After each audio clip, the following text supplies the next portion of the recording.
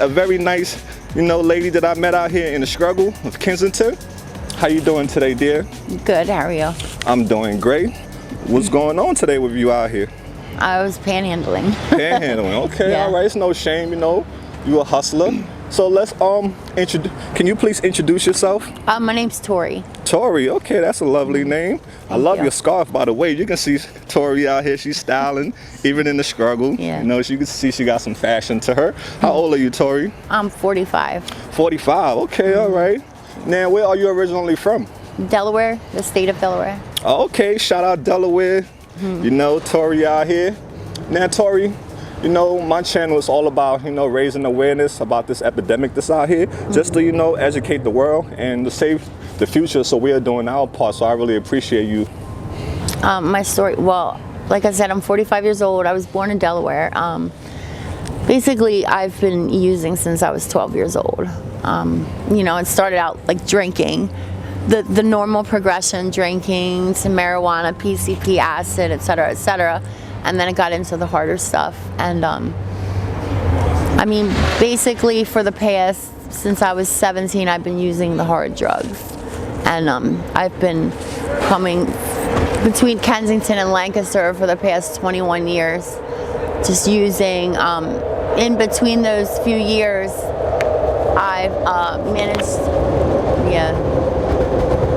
Yeah, that's the train. In between those 20-some years, I managed to get married twice. My second marriage, I had 2 children, and they're with their father right now. They're 12 and 11. So they're living with their father, like I said, and I'm just out here in my active addiction right now, struggling. It's tough, right? Yeah. I know your kids miss you, and you miss your kids a lot, I'm sure. That haunts you every day, and that's some of the reason why people continue to run to numb themselves from feeling anything, right? Absolutely. It's tough. So currently out here in Kensington, what drugs are you, what all drugs are you struggling with? Well, I was using heroin and crack, but I quit smoking crack about 6 months ago. Congratulations. Yeah, well, I started doing powder instead. So I do what they call speedball. Okay. I like to shoot heroin and cocaine together. And that's pretty much all I do all day is, like I was panhandling just now, but that's because I'm having a really hard time catching dates on the avenue, which is what I typically do. Yeah.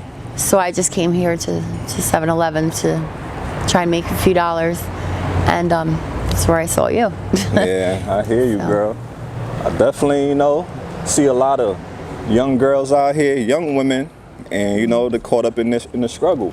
And I'm pretty sure when you started using drugs, you didn't choose for this to be the outcome, right? No, absolutely not. I thought it was fun. You hear that? And that's happened, and that's what happened to a lot of us. So now, Tori, what's 24 hours in Kensington look like for you now? Well, I don't sleep. I stay out here until basically I drop, or someone will let me stay at their house. You know what I mean?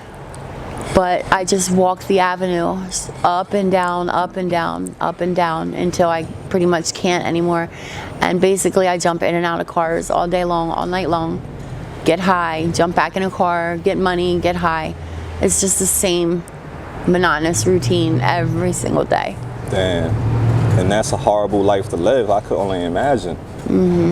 It's wintertime coming up. Where are you going to go during the wintertime? I do not know. It has been so cold the past few nights. And, I've been making deals with God. Amen. Just telling him, if you can just get me one come up, just give me one good date. You know what I mean? So I can just get really, really high and check myself into a rehab. I'll do it. I just made that deal. Okay.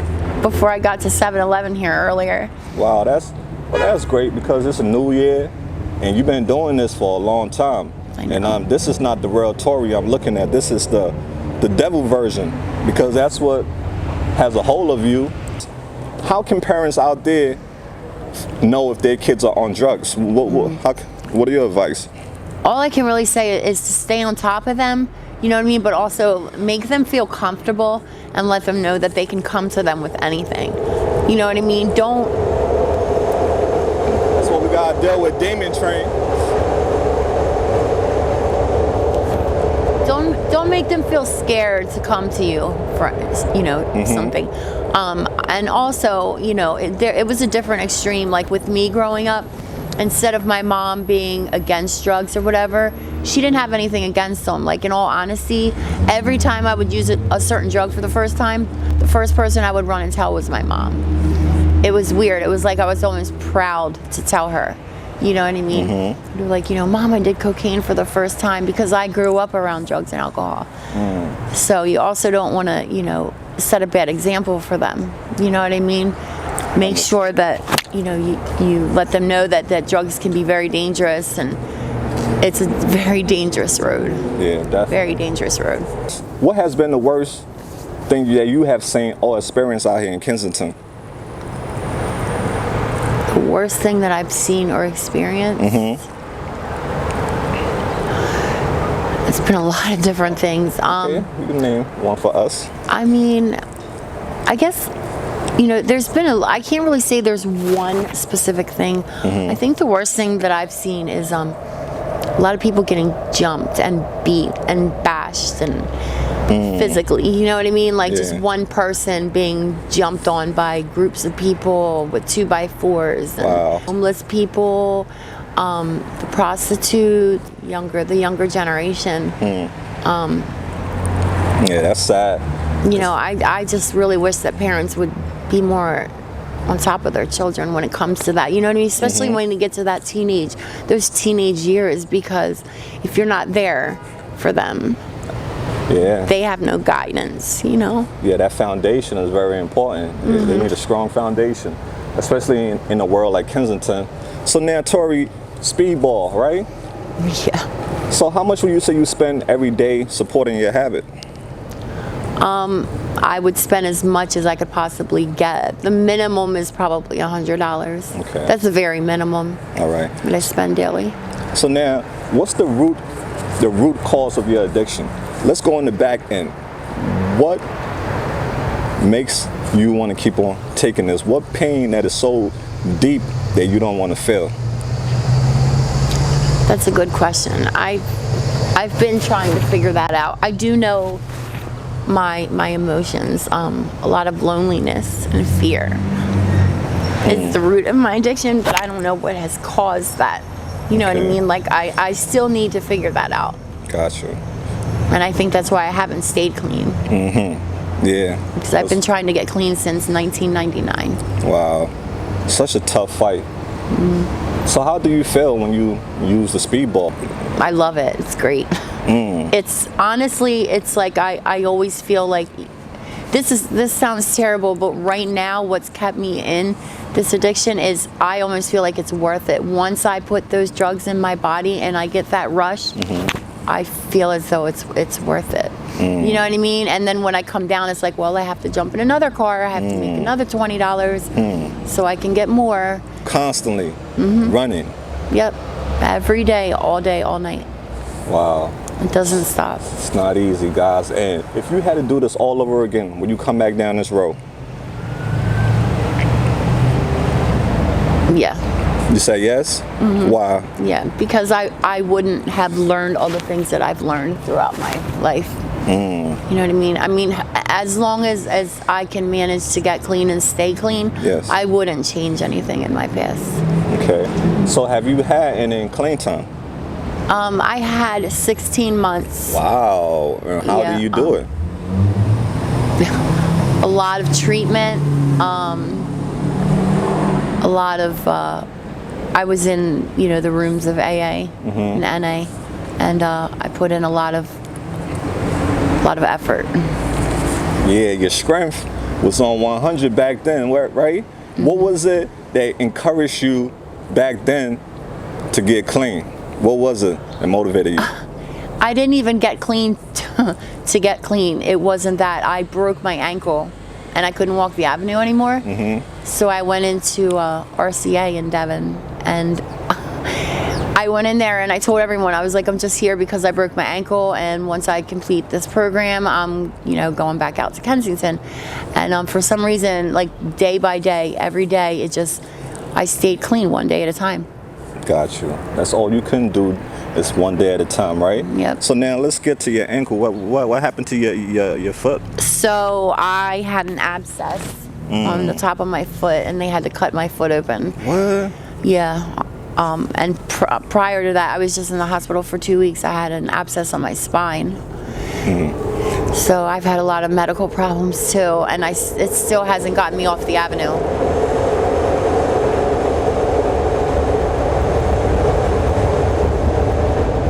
Hey, listen, that's the power of addiction. Your mind and your heart, the greatest fight ever, and your mind is your own worst enemy, right? Because all those things that you think about, you don't want to think about it, you don't want to feel it. It's like an endless cycle. Definitely, it's a nightmare. When was the last time you spoke with your kids? Okay, you don't want to talk about that? Okay, I understand. It's deep. It's deep. Very, very deep. So, I do know I saw my daughter on her birthday in May. That's good. So what all have you lost due to your addiction? Pretty much everything but my life. That's all you have left now, right? Well, I pray you don't lose that. I pray you stick to your words that you just told me earlier, and I pray God give you the strength. Are you religious? Do you have a spiritual religious No, I'm belief? spiritual, but not religious. Okay, where do you believe you'll go when you die? No one knows. No one knows. Are you afraid of dying? Yeah. You should, right? Because especially dying this way, this lifestyle. Yeah. Your kids don't deserve that. Your family don't deserve that. You don't deserve that. So don't give up on yourself, because your family, your kids, they're not giving up on you. Believe that. You the one have to, don't give up on yourself. All right, love? Yeah. So just stay strong. And, just keep on taking one day at a time. And one day you'll get it right. Okay? Okay, so you do dates, right? What has been your worst dating experience? Well, there's been a couple dates where I've been in the middle of doing the date and I had like a knife pulled out on me and put it to my throat.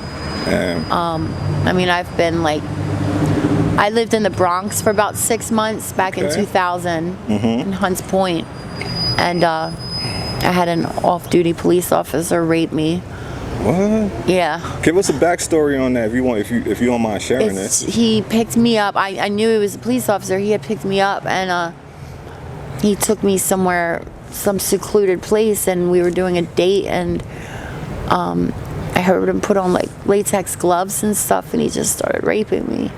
Wow. And he sodomized me, and Dang. I ended up, like, we were fighting, and I just remember struggling to the back of the car, and there was a tire iron back there, and I knocked him out with it and took his car and drove it back to Hunts Point Ave, and he stayed knocked out in the back, and I just jumped out of the car and left. Wow, you didn't report this or anything? No, I was scared because I knew he was a cop. Damn, there you have it, guys.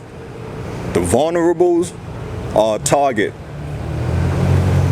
So these are the voices these are their voices, letting you guys know exactly how it is. So is this a life for anyone, you think? This addiction lifestyle? No. Is there anything good that come from it?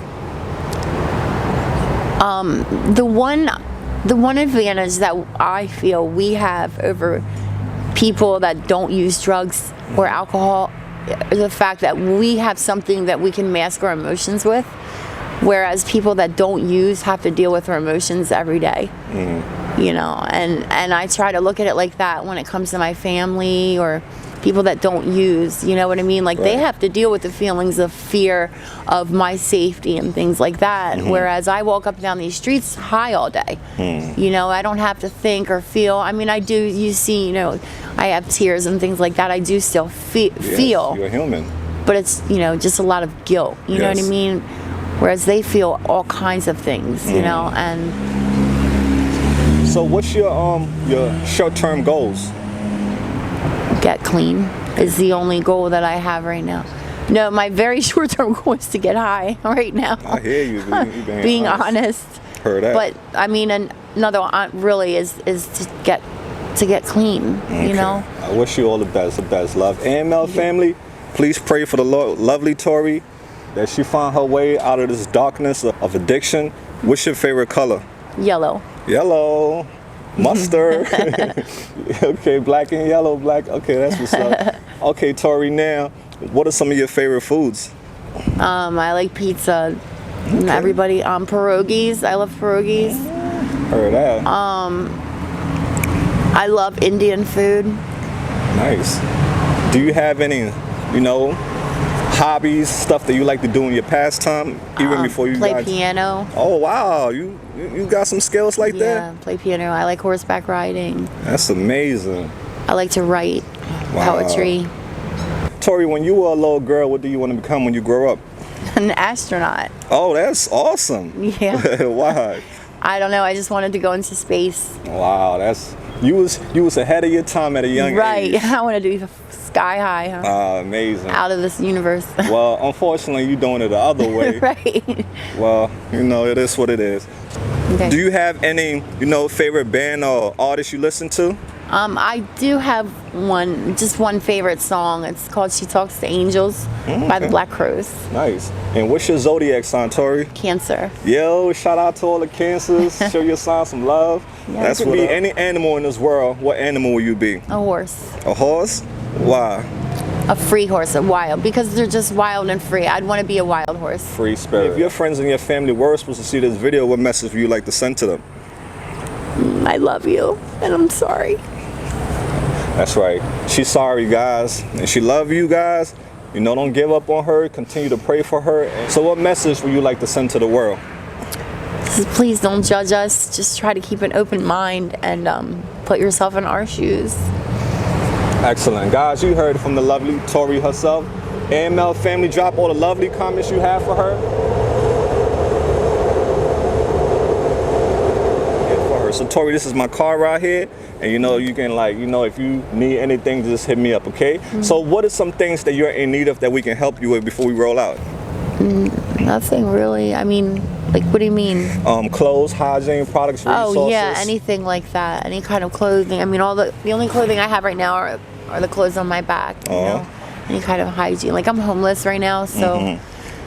Yeah, you homeless and you sleep out here in the streets? Mm-hmm. Damn, that's tough. What about the shelters and the resources? I haven't really tried to get into a shelter or anything. I just feel like I won't be able to keep the rules that they have, because I keep myself out here trying to stay from getting, dope sick and things like that, and I don't know. So how do you protect yourself then? Protect myself? Yeah, how you stay safe out here?